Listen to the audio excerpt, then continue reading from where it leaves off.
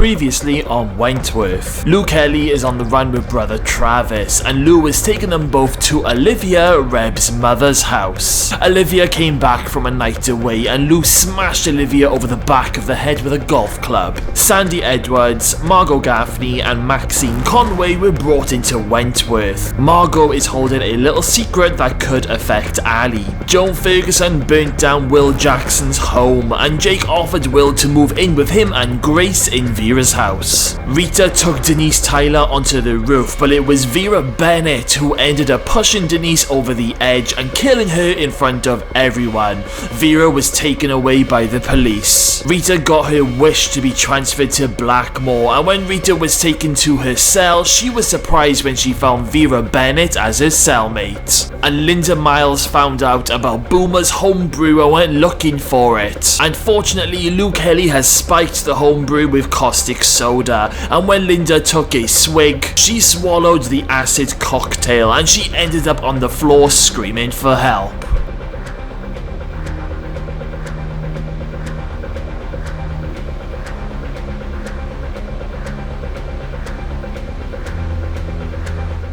The panic alarm sounds and everyone is wondering what is happening. The women see Linda Miles being rushed down the corridor on a stretcher and blood oozing from her mouth. Boomer is like, holy shit, what happened to her?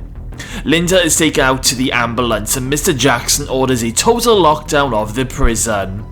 The H1 girls are locked in their unit, and Boomer says, I wonder what happened to Smiles, she looked really bad. And Ali says, I know, I hope she's going to be okay. And Boomer says, yeah, I mean, I know she can be a bitch sometimes, but she's kind of been alright to us since the explosion. What do you think was wrong with her? And Sandy says, by the looks of it, it looks like she's eaten or drank something that she shouldn't have. Boomer says, oh shit, I hope it wasn't my home brew. To which Ali says, don't be silly, Booms, why would Miss Miles drink your home brew? Maxine asks the girls if they want a cup of tea, and Boomer says, I'll help you, Maxie. Margot sits down at the table opposite Ali and says, so, Novak, do you remember a chick that was in here a while back called Narelle Stang? And Ali looks at Margot and says, yeah, what about her? Margot says, she's a good friend of mine, her and her brother Timmy. Ali says, oh yeah? And Margot says, yeah. It's funny how things end up. I mean, you and your red right hand girls put Timmy in a wheelchair, and now look at you. Karma is a bitch, right? Sandy jumps in and says, do we have a problem here, Gaffney? And Margot says, nah, no problem. And Margot gets up from the table and goes into her cell. Sandy looks at Ali and says, what was all that about? And Ali has a worried look on her face. Over at Blackmore, and Rita can't believe that Vera is in the prison with her. Rita sits down on the bed with Vera and gives her a hug and says, what are you doing here, Miss Bennett? Vera replies, they wouldn't send me to Wentworth, Rita, so this was the only place they could send me for the moment. Rita says, oh, for God's sake, the whole thing stinks. You should be given a medal for what you did. Vera says, unfortunately, Rita, what I did was wrong on so many levels, and now I have to face the consequences. Rita asks Vera what's happening with baby Grace, and Vera says, don't worry, Jake is looking after her. You shouldn't even be here, Miss Bennett, says Rita. You should be in protection. This is Blackmore, Rita, says Vera. They don't have protection here. The whole prison is high security. They just lock us up if there's any trouble. Rita tells Vera that she will protect her and to stay with her at all times. Vera thanks Rita, and Rita says, I need to find out where Ruby is. I need to know if she's okay. Back at Wentworth, and Jake tells Will that it looks like that the women have been making some sort of home brew, but something has gone wrong or something's reacted with it. Will says, why did Linda try and drink it? Artie then speaks up and says that he saw Linda drinking from a hip flask the other day, and Will and Jake look at each other in disbelief. Will then tells Artie to shadow Jake for the rest of the week. Jake then asks Will, when will we be lifting lockdown? And Will says that we will lift it first thing in the morning. Over at Reb's mother's house, and Olivia wakes up on her living room floor and tied up. She looks up and she sees Lou and her brother. Lou says, "Welcome back to the land of the living, Mrs. Keene." Olivia asks Lou what is she doing here, to which Lou says, "Oh, well, I thought you could put me and my little brother up for a little bit, and I want to know why you buried Reb as a girl and not a man." Olivia says, "It's because Rebecca was my daughter." Lou then starts to get mad and shouts out, "No, Reb was born in the wrong body. You fucking know this." Olivia says, "Rebecca was my daughter and she had her problems." Lou then just says, "Shut the fuck up. Reb didn't have any problems. He was a man born in the wrong body. Why can't you fucking understand that?" Olivia says, "No, you're wrong." Lou then smacks Olivia in the face and says, "Don't tell me I'm wrong. Who the fuck do you think you are?"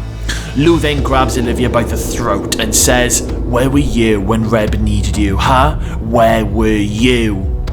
Lou then lets Olivia go and paces around the living room. Olivia then looks at Travis and says, "Aren't you gonna stop her? Aren't you gonna do anything?"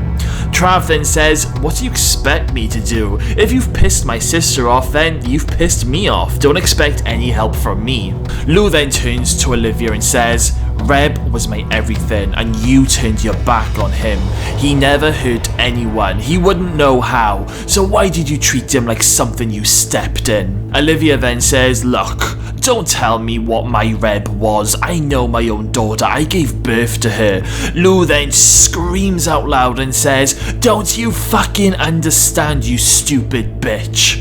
Reb was born in the wrong body. It's not a disease that you can catch. It's how Reb felt, and you did nothing to help him." Olivia then says, "Look, if you want money, I'll give you money." And Lou says, "Oh, don't worry. I'll be taking your money, your car, everything, but not until I'm good and ready." We then cut to night time and the women in H1 are all asleep in their cells. Margot sneaks out of her cell and goes into Ali's. Margot then grabs Ali by the neck and starts to threaten her by saying, "Look how easy it is for me to come in here and choke you, Novak." Ali then says, "What do you want, Margot?" And Margot says, "I'm going to make your life hell while I'm in here after what you did to Timmy.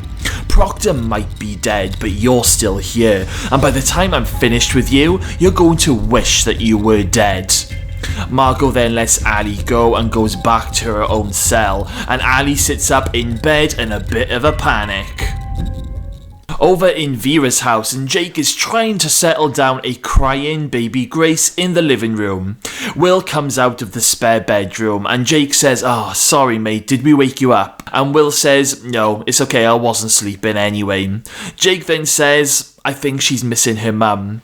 Will then offers to help and says, "Do you want me to have a go?" And Jake then passes Grace over to Will, while Jake goes and gets some milk for her bottle. Will then cradles Grace and manages to settle her down. He then starts to sing a little lullaby while Jake comes in with her milk. Jake tells Will that he has the magic touch, and Jake then takes Grace to her cot. Will and Jake then talk on the sofa.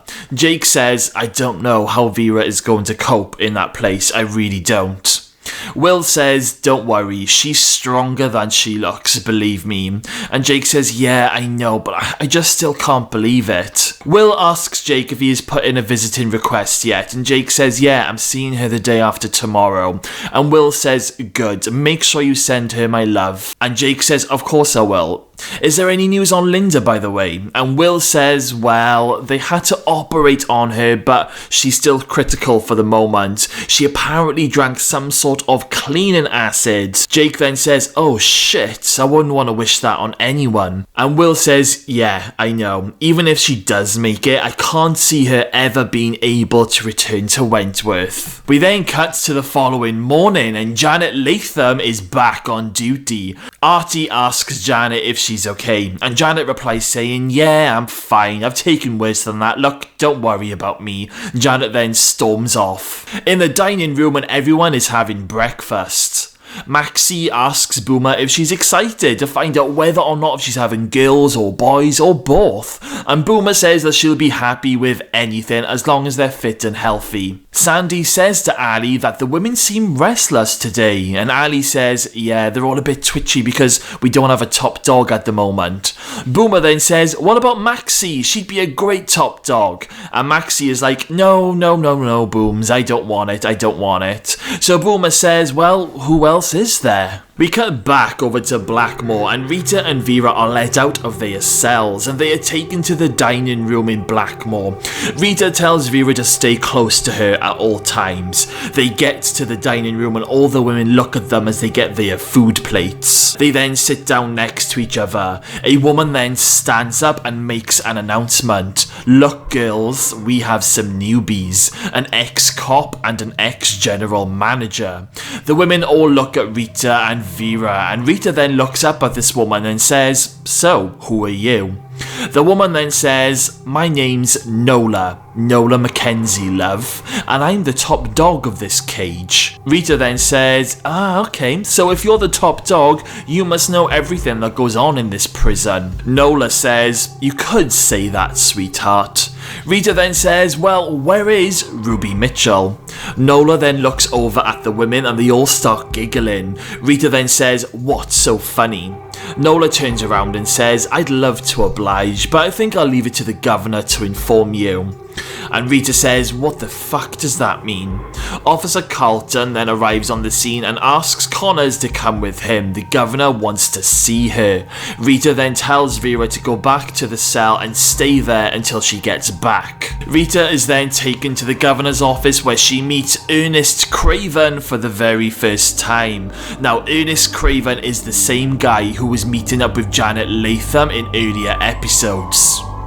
So Rita walks into Craven's office and Craven says, welcome to Blackmore, Connors. My name's Mr. Craven. Rita says, pleasure, I'm sure. Now, I'd like to know where my sister is, Ruby Mitchell. Craven then lifts up his dark sunglasses and says, Mitchell is in solitary. Rita asks why, what for? Craven then says, one thing you need to learn, Connors, is I don't tolerate being questioned. The running of this prison has nothing to do with you and you better learn that fast. Rita then says, sorry, I didn't mean to be rude, I just want to see her. And Craven says, well, Mitchell is in solitary and is not permitted to have any visitors, and that's final. Meanwhile, back in Vera's cell, a woman cleaning in the corridor just outside comes in to talk to Vera. This woman says, hi there. Vera looks up and says, hello. The woman then says, my name's Chrissy Latham. Vera then says, my name's Vera, and Chrissy says, yeah, I know who you are, you're the ex-general manager. Vera then looks to the floor, and Chrissy says, oh, don't worry, love, there's more worse people in here than ex-general managers, I can assure you. Thanks, I've spent most of my life in prisons, yet I feel a little bit like a fish out of water at the moment. Chrissy then says, you'll get used to it. So what about your friend? Vera says, what about it? Well, she looks like she could handle herself, says Chrissy. And Vera says, well, she did beat a prisoner to death with her fists a few years ago, so I think she can handle herself quite well. Chrissy then says, oh, really? That's very interesting, that is. Back to Craven's office, and Craven is telling Connors some of the rules of the prison and tells her that any trouble, she will be caged just like her sister. Rita looks at Craven and says, don't you think Miss Bennett should be in protection for her own safety? And Craven says, we don't have no-go areas in this prison, Connors. You best teach Bennett to look after herself. Rita then says, look, she was the general manager. She did a lot of good work in prisons. Don't you think you should be doing more to help her? And Craven says, as far as I'm concerned, Connors, Vera Bennett is a scumbag prisoner just like you. If she can't handle prison life, then she shouldn't have done what she did. She's on her own now. This isn't some jumped up home for girls, Connors. This is the toughest prison in this state, and anyone who doesn't follow the rules or toe the line will be severely punished. Do you understand, Connors? Rita then says, yeah, I understand, Mr. Craven. Rita is then taken back to her cell where Vera is still chatting with Chrissy Latham. Chrissy says hello to Rita and introduces herself. Rita looks at Chrissy and says, "You share a similar surname with a screw that we had transferred to Wentworth recently." And Chrissy says, "Yeah, that would be my sister Janet. Craven had her transferred after he found out that we were related." Rita says, "Ah, okay. So, Chrissy, tell me, how does it work here in Blackmore?" Chrissy says, "Well, I take it you've met top dog Nola Mackenzie. Well, she's a slimy bitch who runs the drugs in this place, which means she has most of the women on her side." Rita then asks, "What about Craven?" Chrissy says, "Craven is one of the meanest bastards you will ever have to deal with. He works closely with Nola. In fact, there are rumours going around that Craven is actually screwing Nola." So Rita then asks, "How is Craven the meanest bastard? What's he capable of?" Chrissy says, "Well, we had a girl in here not so long ago called Paddy Lawson, a tough inmate who tried to take on Nola and Craven, and in the end, Nola got the women to gang Paddy." To which Rita says, "Oh shit." Chrissy then says, "That's not the worst of it. The day after Paddy was ganged, she was taken to Craven's office. Craven then forced Paddy to strip, and he then put out a load of cigarettes onto her back. He then got out a razor blade and joined up the dots. It wasn't long after that that Paddy ended up topping herself." Vera then says, "Surely this cannot be true." And Chrissy says, "Well, let's hope you don't have to find out, Vera." Vera then says, "He's supposed to be looking after the women." Chrissy then goes on to say, "Look, Vera, this prison is run by sadists. Craven even sets up fights between inmates all the time, and all the officers take bets. This place is run on real fear." Rita and Vera look at each other in disbelief. As Chrissy is chatting, another inmate arrives. Chrissy introduces this woman to Rita and Vera, Heather Trapp, otherwise known as Mouse. Mouse tells Chrissy that Nola and the women are cooking up a plan, but she doesn't know what they're up to yet. Rita jumps in and says, "Do you think they are planning something on me and Vera?" Chrissy says, "It wouldn't at all surprise me. Look, it's up to you, but you look like you can handle yourself. Why don't you try and take her on?" Rita then says, "After what you've just told me about Paddy Lawson, I think I'll pass on that one." Chrissy then says, "It's up to you, but it sounds like that Nola is gonna have a go at both of you sooner or later, so you may as well try and at least show her who's boss." Rita then says, "Look, I'm no pushover, and I won't let anyone hurt me, Vera, or Ruby." Mouse then says, "Who's Ruby?" And Rita says, "Ruby is my sister, she's in solitary at the moment." Chrissy then says, "So, there's 3 of you. Well, with those odds, we might be in for a juicy couple of days." Over at Olivia's house, and Lou is going through Olivia's jewellery box. She pulls out a load of very expensive diamonds, so she ends up saying to Olivia, "You're a fucking cunt. You're shitting money, yet you never gave any money to Reb for his operation." Olivia says, "Look, I told you Reb was a girl, and that's all there is to it." Lou then says, "Well, that's the small-minded thing that contributed to Reb's death, and boy are you going to pay." Back at Wentworth, and Ali has just finished having a shower. In walks Margot Gaffney, who corners Ali. Ali tells Margot to move out of the way, and Margot says, "Nah, I don't think I will." Ali then says, "Look, I'm sorry for what happened to Narelle's brother. If I could go back and change it, I would." Margot says, "Big words for a little girl." And Ali says, "A little girl? Don't make me laugh, Gaffney. You're just a bully. You don't scare me." And Margot says, "No, okay then." Margot then grabs Ali and drags her out of her wheelchair and drags her along the floor, and Ali is screaming at Margot to let her go. Margot then throws Ali into the shower cubicle, closes the door and turns on the very hot tap. Ali screams out in pain as the water gets hotter and hotter, and Margot just stands there laughing as Ali is struggling to get out. Boomer then comes into the shower block and sees what's happening. Boomer shouts out, "Oi, what do you think you're doing?" Margot then pulls out a shiv and tells Boomer to stay back, otherwise she's going to shiv her in the stomach. Boomer panics and feels helpless and doesn't know what to do, and she runs out of the shower block to get help. Margot then turns off the hot water and drags Ali out of the shower cubicle. Margot then fills up a sink filled with water, grabs Ali by the hair and dunks her head into the sink. Ali struggles for breath as Margot tortures her. Boomer arrives back on the scene with Sandy Edwards, and Sandy runs at Margot and tackles her to the ground as Ali manages to pull herself out of the sink. Sandy pins Margot to the floor and punches her in the face over and over again, before picking up her head and smashing the back of her head onto the hard shower block floor. Boomer helps Ali, who is getting her breath back, and Sandy tells Margot to stay away from Ali, otherwise she's gonna get real nasty. Sandy and Boomer bring Ali back to H1, and Maxine asks them what the hell has just happened. Sandy tells Maxie that Margot has got some sort of grudge against Ali, so we are going to have to keep an eye on her. Boomer turns around and says to Sandy, "You were brilliant back there, where did you learn to fight like that?"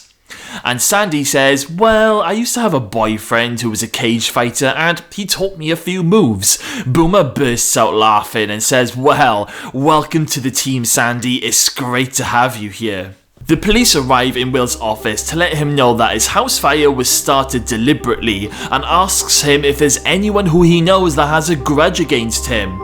Will says, "No, I literally can't think of anyone." So the police say, "Okay, no worries. Well, what we'll do is we'll run some checks on any inmates that's been released recently." Will then says, "Oh shit, wait a minute. Lou Kelly. She was on her way to Sinclair before she escaped, so it could have been her. She was really pissed off." The inspector says, "Oh, okay, Mr. Jackson, I suppose Kelly is definitely capable of it, so we'll run some more checks and we'll get back to you." Artie goes to get Boomer from H1. She has a visitor, Franky. Franky has come to see Boomer and has got some really good news. Franky tells Boomer that the courts have agreed to have an appeal on her sentence. Boomer bursts out crying with happy tears and says, "Oh my god, really?" And Franky says, "Yeah, I've managed to get you a really good lawyer because I'm not allowed to take this case due to our history, but she's brilliant, Booms. You really are in safe hands. Not only that, but we have someone who is going to testify that what you did to Liz wasn't cold-blooded murder." And Boomer says, "Yeah? Who's that then?" And Franky says, "It's Artie. I had a chat with Mr. Birdsworth and he told me that even he thinks that what you did for his mum was kind." And Boomer says, "No way, oh my god. I don't know how I'm gonna ever be able to thank you or Mr. Birdsworth." Franky then says, whoa, now don't get carried away, we've still got to win this appeal." And Boomer says, "Yeah, I know that, but it's looking good, right?" And Franky then smiles at Boomer and says, "Yes, Booms, it's looking good." While Franky is visiting Boomer, Bridget has come to see Will, asking if he knows how Vera is doing. Will says that Jake is going to go and see her tomorrow, and Bridget says, "Oh great, I'll speak to Jake and maybe I can go with him." Will says that he thinks that would be a good idea. Bridget then asks Will how is he doing. It can't have been easy for him recently. And Will says, "I'm okay, we are battling on, but I could do without Lou Kelly on the run at the moment." Bridget then says, "Yeah, I heard about that. It looks like that one I failed." And Will says, "Look, there was no way you were going to get through to Lou Kelly. She is on another level, she's too far gone." Bridget then says, "Yeah, look, I think the death of Reb was definitely the final straw for Lou. I just hope she's caught sooner rather than later before anyone else gets hurt." Back at Olivia's house, and Lou and Travis are getting ready to make a move. Lou has bagged all of Olivia's jewellery and credit cards and cash and is putting everything into Olivia's car. Trav asks Lou if there's anything else that they need. Lou says, "Wait here, little brother, you start the car ready, I have one more thing to do before we go." go. Lou goes into the house where Olivia is still tied up on the living room floor. Lou says, right then, it looks like we're off now. Thanks for giving us your beast of a car. Olivia then says, you can take as much as you want, Lou, but that won't change anything when the police catch up with you. Lou then says, but the police aren't going to catch up with me. I ain't going back to prison, they'll have to kill me first. And Olivia says, right then, well, I look forward to hearing that on the radio. I will make sure I crack open my best champagne when that news comes through. Lou then smiles at Olivia and says, oh Olivia, I think you're going to hit the news before me. Lou then picks up a huge petrol can and starts to pour it all around the living room. Olivia says, what are you doing? And Lou says, it all could have been so different, but you turned your back on your son and you hurt Reb in ways that just makes me rather mad. So this one's for Reb. Lou then lights a match and throws it onto the poured petrol and the living room goes up in flames. Olivia screams at Lou to stop it and Lou goes to the front door, takes one last look around and says, bye bye Olivia. Olivia screams as the flames surround her. Lou then runs to the car. Trav says to Lou, what have you done sis? And Lou says, look, don't ask questions, she deserves it. Come on, let's go. Trav then puts his foot down and they drive off, and Olivia's house engulfs with flames as Olivia screams from the inside. Boomer is in H1 telling the girls about the good news, and Margot says, oh, why don't you just shut up, you big dummy? Sandy then stands up and says, if you don't pack it in, Gaffney, I swear to God, I will put you in hospital. Maxine then hugs Boomer and says, that's great news, Booms. Boomer then says, oh, I forgot to say, I'm going to be having a scan to find out the sex of my little ones tomorrow too. And Maxine just gives Boomer another hug saying that she's so happy for her. She goes on to say, don't worry, I promise for as long as I'm in here with you, I will protect you. Sandy sits down next to Ali and says, I think Gaffney is going to be a massive problem. And Ali says, I think you're right. Is there any chance you can get me a shiv? And Sandy says, yeah, of course I can, but you know I can look after you. Ali then says, yes, I know, but I just want to have something of my own for some protection. Janet Latham is in the staff room reading a text message from Craven, telling her that she has done a good job. Janet then replies saying, that means we are now quits and you will not hurt my sister while she's in Blackmore. Over at Blackmore, an Officer Carlton comes to Rita and Vera's cell. He asks Rita to come with him and Rita says, where are we going? Carlton says, you want to see your sister? And Rita says, yeah, of course I do. Right then, you better come with me, says Carlton. Vera then says to Rita, good luck, send her my love. And Rita says, yes, make sure you stay here until I get back. Carlton then takes Rita all the way down to Solitary, a very dark and underground part of the building. They walk further and further down a long dark flight of stairs before they end up totally underground and at the Solitary cells. Carlton then opens up a door and tells Rita to go in. He then closes the door behind her. Rita then walks up to some bars. There's a very scary, eerie silence. Rita then calls out Ruby's name. Ruby then cries out Rita's name and Rita can see Ruby in the distance from the bars. Ruby is chained to a wall and sitting down. Ruby says, please help me, Rita.